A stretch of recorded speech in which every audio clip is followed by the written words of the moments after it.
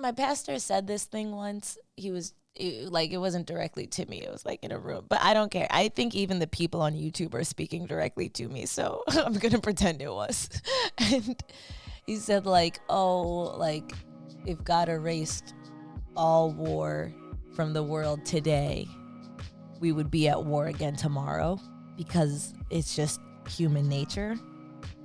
And even looking at things, like I used to have that, like, obviously a utopia has no crime or no this or no war and no famine and no poverty and everyone is this. And you can still have like a democratic version of capitalism where everyone is being lifted up at the same time. And, like I used to have all of these things, and then I was but the older I get and the more I like learn about history and war and the fact that we've always been at war, I don't know. So I do think what my utopia would be is a world where people aren't actively inflicting harm on another human being, and then where people get the chance to live out their body's lifespan. I'm Kimberly Drew, and you're listening to Your Attention Please, a Hulu podcast with iHeartRadio. Tomi Adeyemi has 2 best-selling fantasy novels under her belt, with another one on the way. Children of Blood and Bone came out in 2018, and its sequel, Children of Virtue and Vengeance, followed in 2019. And, as if that wasn't enough, Tomi's debut novel is already set to be turned into a film. I have been familiar with Tomi Adeyemi's work for some time now.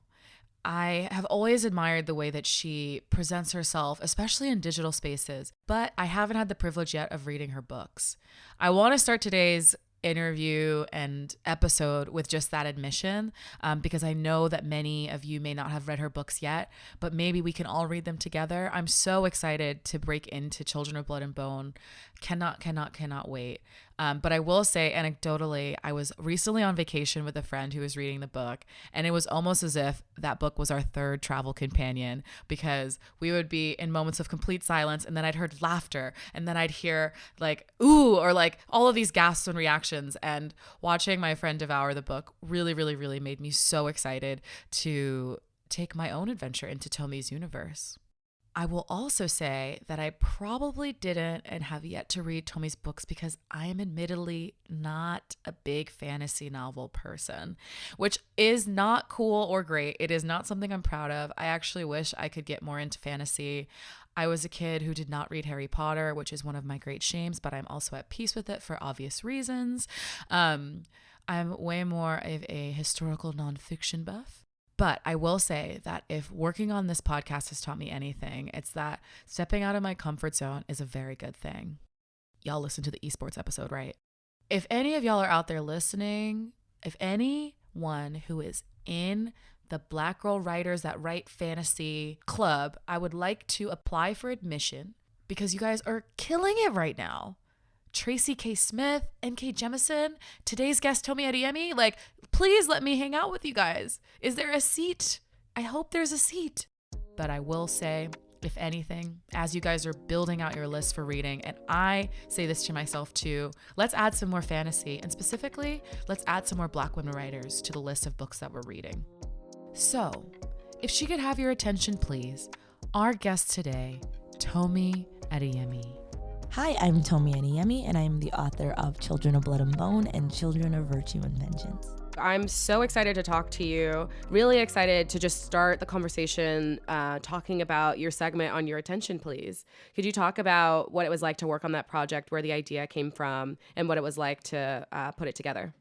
Yeah, it was really cool because this was my first time, I guess, doing an interview like that, or even doing a project like that, because I wouldn't even call it, like, I would call maybe this an interview, but that wasn't really an interview. It was just like, for me, it was a chance to be more hands-on and have more fun than I usually get to do whenever I'm doing a project. And it was also a nice, I think, a nice opportunity for me to show more of myself. Because I think the last 3 years, how do I say this? I think both naturally and then also a little bit out of fear, I've kind of hidden behind my book or hidden behind the books because it's just more comfortable than being like, oh, yes, I am creating these books. And so this past, I don't know, I guess 2020, but recently I've tried to make the conscious shift to like step in front of the book and let it be a part of me as opposed to only me. So this was a really cool piece that reflected that, and getting to, you know, work with the script and just have a lot of fun and be dramatic and theatrical, which comes very naturally to me. It was just a really fun project, and I love the way it turned out. I wonder, for you as an author, do you feel, or what was that process like, going from being, you know, this literary figure, and then now you're becoming into this like pop culture icon in your own way? How did you prepare yourself for that change? What was the impetus for that shift? It's hard to pinpoint because all of these things are very gradual.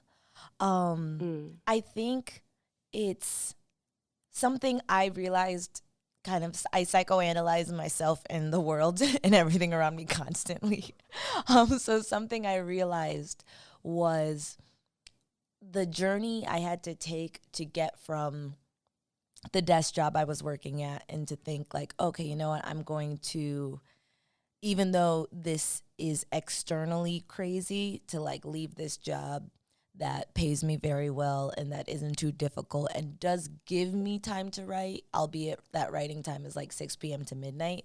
But I was like, you know, this is a very safe way to do this, but I know like it's time to leave this job. It's time to go part-time. It's time to just start churning out these books until that can be my primary source of income.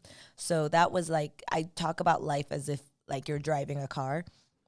That was the first time I pulled off the highway and was like, okay, these aren't like well-paved roads, but I feel like I can navigate myself through them towards a destination that is going to be more fulfilling for me.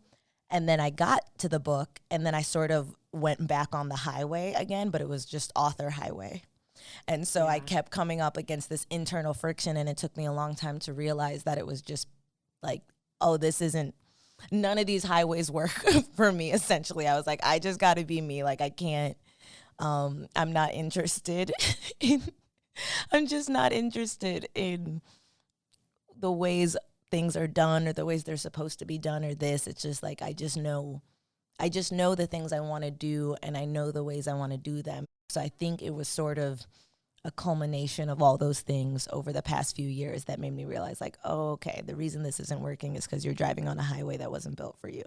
So you got to go back on those dirt roads and just, you know, put on Beyonce, put on Rihanna, and just drive through the forest. Yeah, it really is. It's just, that's what smooth jazz. You need less people in the car, no more minivan, get one of those Jeeps with the big tire on back and an open top. Like, you know, I really just sort of have put myself back in that car again. I think what's interesting, I recently left a full-time job and pursued creative, endeavors. And there is that moment where you kind of have to decide to depend on yourself and what you want to own. There's something, in that metaphor of veering off the path where it's almost sometimes better to be on these like untended roads, off-roading, when you know that you're going towards the thing that you want uniquely for yourself. Yes. It's so much better, because otherwise, like if we're sticking with the metaphor, it's like, yes, you can stay on the highway, and the highway is clearly a paved road. There's clearly several other cars to it, but like, does it take you to any place that you're interested in being? Right. And a lot of times I find the answer is no. And I think like a lot of people they don't take the time to, I have a lot of existential anxiety and like morbid anxiety. So I can't process days normally. I'm just like, oh my gosh, I exist right now. Think of all the people who have ever existed and the people who don't exist. And oh my God, that historical event I learned about in 3rd grade, that really happened and those people were real. And what did they do that day? They didn't live in Black, like that's how my mind goes. Yeah. So when I was working at the production studio and like uploading ads to Twitter, I was just like, for me, I was like, you cannot make me do this. I'm going to die one day. Like, how dare all of us disrespect my existence to, you know? That is a word. That's what what it is. I've I was just like, why are we acting like we're not going to die? Like, I need to do something else or nothing, if not this. So I find when a celebrity or a public figure passes, there's that like everyone is slapped in the face with their own mortality. And there's that like, is this, if it ends tomorrow or if it ends tonight, like, am I happy with how I'm spending my time? And that was the first time where I could be like, yes, the relationships I have in my life, I value them. Those people know that I value them. And I tried very hard to be there for them. The things I spend my time working on, like, are the things I would want to be working on if I didn't have any more time left. If there's only, it was just one of those, like, I looked at my life and I was like, yes, this is, if it ends tonight, this is exactly what I would have wanted to do with these 26 years. I don't want to tell people that they're going to die one day or that they should be prepared for a natural disaster. I don't think that's my place. But I also at times feel like the need to just say, okay, I'm not telling you it's going to get bad, but let's just look at what happened in China. Let's look at where Italy was 2 weeks ago and where they are today. Like, deciding who gets to live and who, I'm not telling you the apocalypse is coming, but let's just look. Don't feel so safe and so complacent in your society or in your, I don't know. Part of that I think is because of also writing and studying history. And the act of really putting like studying and thinking about war for 2 years and like ripping off that veil and then having characters where I'm trying to imagine what it would be like to be in that setting, and really trying to put myself there mentally and emotionally so I can write about it, has just really ripped off the veil of like, oh, everything we've ever learned about in history, like, things were chill and until one day they weren't. Like, that's all, and I realized, like, oh, it was normal. Like, these people were chilling and then they weren't. And these people were chilling. And, like, I've been citing Arrival a lot because, it's like everyone was chilling. And then all the heptapods came and suddenly they weren't. And it's literally over the course of a day. But I think as humans, we forget how we're only a few days away from the heptapods coming. And it doesn't have to be spaceships. It could be a pandemic like this. It could be a natural disaster. Like, I found the worst things I went through over the past 3 years, there was always a best friend or a family member who was scheduled to be with me or geographically aligned with me to get me through that moment. And it was only when I looked back and started seeing, like, I called it like a love sandwich. Because with one perspective, I was only seeing all the horrible things that happened. But then when I flipped it around, I was like, oh my God, how amazing is it that there was always someone you love there, like, immediately. That's insane. All the spiritual, like, Excel sheet, Google Calendar things that had to line up for all of these moments for you to have that support. So I think that's why I try and give wisdom on Sundays through my Insta story. And I was going to ask you about that. You're so generous in helping other writers kind of push through and find their stories and accomplish some of their writing goals. If you could talk a little bit about that urge to do that, that'd be great. Essentially, if I find that I'm sending text or messages to like 5 to 10 friends, then I'm like, oh, okay, it could be helpful to share this widely. And with writing and with the writing wisdom and the other stuff, I think it was just so much of this for me I felt was impossible. Or I didn't even feel, whenever I go to schools, I talk to them about how many years I spent not believing in myself. And so I'll have like a chart and it'll be a timeline, and like 22 years of that timeline will be red because I didn't believe in myself and I didn't believe that it was possible for me to achieve my dreams. And then 4 years of that are green. And that's where I did believe, like, oh, I can achieve my dreams. And it's not even necessarily believing in myself. It's just a belief that, like, oh, what I thought was impossible, I have now deemed is possible. Is it difficult? Yes, but it's possible.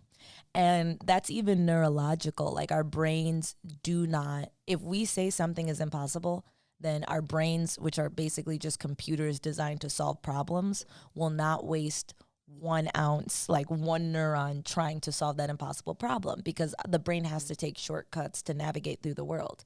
So if you say, like, I can't walk on water, it's not going to spend any time walking on water. Now, if you say, I actually believe it's possible to walk on water, then it's like, okay, well, let's figure out how. Is there a physics dynamic to it? Is there a thing? Is there something? How does a paddleboard work? Is there a way to put paddleboards on? Like it's literally, it's an on-off switch when you're talking about something being possible and impossible. So when you're talking about your dream being possible, or just switching that lever so that your brain thinks, you know what, my dream is possible. It's difficult, but it's possible. Suddenly it starts computing and making plans to get there. And that's how it was for me. I just feel very in touch with the part of me, with the person who didn't believe any of this was possible. And now this same person has 2 books on the bestsellers list, 1 book which has been there for 2 years. Like, none of this makes sense, but the whole point is, like, just decide it's possible, because clearly it's possible, because people do it, you know? And there's a more spiritual angle to it where people will say, like, oh, like, God doesn't put a dream in your heart that you don't have. So, it was someone, they said it so well. It was one of a YouTuber I love. She goes, if it's in your heart, then it's in your cart. Meaning, like, you have the ability to check it out from the universe, but you actually have to, she goes, there's a limited window. And so I also believe, like, whether you believe in the spirituality of that or not, I do believe in the underlying psychological principle. If you can imagine something and that thing is in your heart and it elicits this kind of little glittery heart emoji warmness in you, then it's because you have the ability to do it. Because you're working within kind of this trilogy and beyond, perhaps, if you want to continue to expand upon the series, how you move forward and either make peace with certain phases of the story as it progresses. Of course, people have such a romantic tie to the writing that you're doing.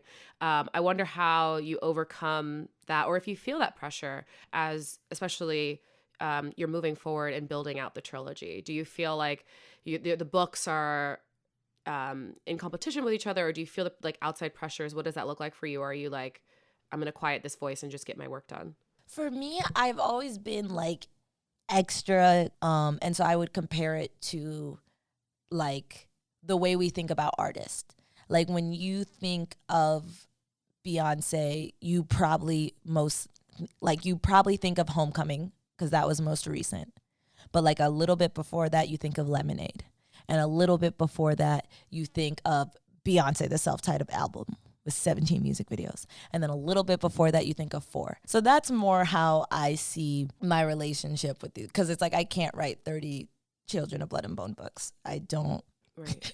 I don't want to say I don't care enough, but it's just like, there's stories to tell, but there's not like, do I want there to be like bad spinoffs of the adaptation in 20 years? Of course. I will know I've done it if we start having like super jank spinoffs of like, that was a trash film, but it was cool to be back in Orïsha. Like that's the ultimate goal. So I do want this world built up. Like I want the adaptations to be crazy. And everybody wants them to get bootlegged. Yeah, like that's what I want. It's like, I want the theme park. I want the marketplace. I want the pirate ship battle ride. I want like 800 movies. Tyler, the creator, said this thing during this recent Grammys, like his interview, and someone asked him like, oh, how does it feel to win like the urban album or something?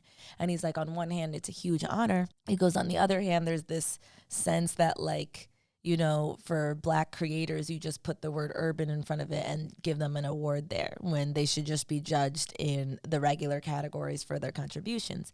It's like, it's kind of like when your cousins like hand you a controller that's not plugged in, so you'll stop asking if you can play the game. And that metaphor really stuck with me. That's kind of also what I think life is. It's just like, okay, you have the controller. You don't know when your cousin's going to take it from you. And if you're playing Mario Kart, yes, you're going to crash back and forth and back and forth and back and forth, but eventually you'll get a mushroom and maybe you'll even get a star. And when you get that star, you're going to crash even harder. But it's like, it's just like, just play your life. Just play your life while you have it, while you have the controller. Especially because there's just so much pressure around success, and especially for Black creatives, it's not just about holding this controller without connection. It's like there might not even be the cord that connects you, but there's still this expectation of excellence and participation and kindness and generosity. There's an incredible weight that's on all of us, and it's hard not to pop off. I think low key, I was telling someone, like, I'm moving into this phase of like really loving everything I get to do now and all the things that I hope to get to do. And at the same sense though, it none of it beats being on the couch with my dog, eating Thai food and watching Bachelor. And a lot of times people think like, no, you're joking. I was like, no, like I have a lot of fun screaming at my television about all of the poor choices and toxic psychological behaviors that are playing out in real time. And I really like Thai food. And so I think it's just like, at least for me, this might have been a lesson from Dave Chappelle too, but also like informed by my experiences with the first two books and informed by the moments where things were just really, really bad. That it was just a really, really painful part of the process. It just sort of getting out of that left me with this sense of calm of like, I love this, but if all goes away tomorrow, like it's still not the core of my identity. It's my job. And I spent almost 20 years writing without anyone reading, So it's if it goes back to that, I think people get in trouble when they kind of tie this metaphorical noose around their neck, and it's either the attention or it's the money or it's the acclaim. If you need those things, then you're always holding yourself hostage. Right. And so there's no room for joy. Yeah, there's no room for joy. There's no room for joy. I guess I try and be as much of a self-contained unit as possible. And so, which is a gift and a very powerful place to be in. I think we all have to do it in some way, shape, or form. But I found that's when I felt happiest. That's when I felt more sane, most in control. When I'm like, oh, this is my job. The same way I used to go into this office and upload ads to Twitter, like that was my job. And so making it my job and my profession, but not my life, I think has helped balance out a lot of those other pressures. Because I also put a lot of pressure on myself to create like amazing things. Like I'm never satisfied with anything. I'm still not satisfied with the first two books. So I don't need I put enough pressure on myself to make it as good as possible. So I know I don't need to outsource that. I love it. Well, we have two questions from some folks who have watched your segment on Your Attention Please. Oh, cool. Okay. So our first question is from Pierre in Ohio. Pierre asks, Tomi, do you pull any inspiration from your personal experiences when writing? Oh, yeah. Everything I've ever written is just memoir, fantasy, fan fiction. And so it's a lot of the questions I was getting when book 2 first came out is like, oh, it's so dark. And I was like, yes, I was in a very dark place.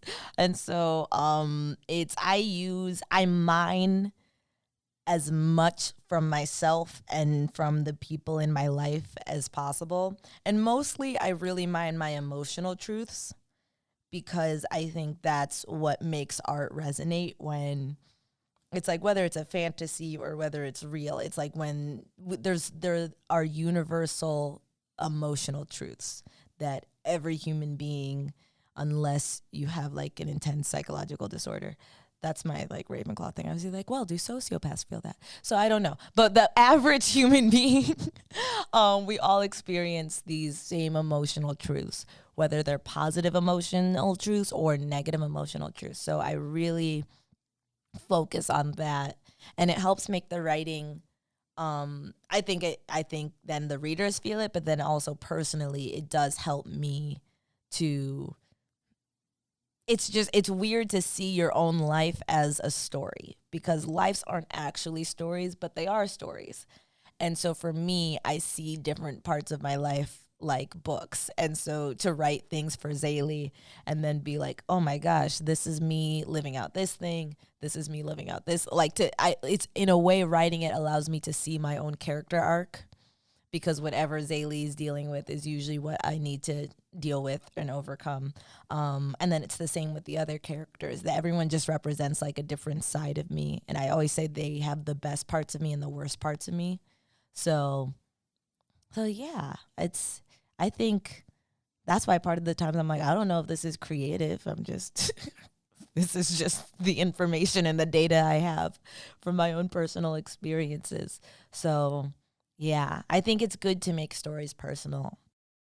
Our next question comes from an anonymous Hulu subscriber. I want to know, what is the key to being a best-selling author, and how does it feel? I think the key to being a best-selling author is to be relentless about fighting for yourself, and for your book. And yeah, because I've seen, especially being in a place now where I've seen and met a lot of like best-selling authors or commercially successful authors, that is the one common thread. It's not about like, I mean, one, they care. They care about their stories. They don't write things that they don't care about, and they try and do their best. So I think that's a big part of it. But I also think there's that relentlessness, not settling, knowing you're going to have to do, even as someone who's had a book on the best sellers list for 2 years, it's like I basically did my cover. I had to do a lot of my editing. I'm very, very intense about my marketing. I'm intense about my, it's not, you can't hand over the reins and expect a lot of success, because no one is going to care or fight for your story or yourself the way you will. So I think the earlier you can realize that, and the earlier you can say, okay, I had a friend literally say, I want to be a New York Times bestselling author. And then she busted her butt, when no one else believed in her. She busted her butt for years and she got there.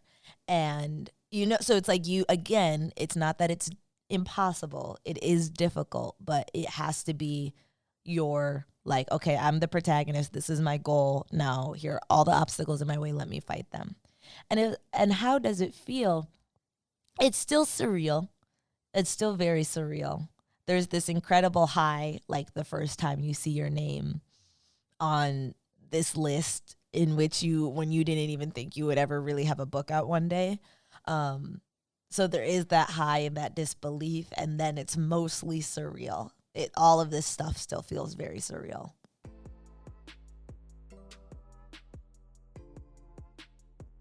So for this next segment, this is your opportunity to just sound off about anything that's on your mind. It can be anything that has been like weighing on your mind heavily or is exciting to you, something in the news, something that you recently fell in love with.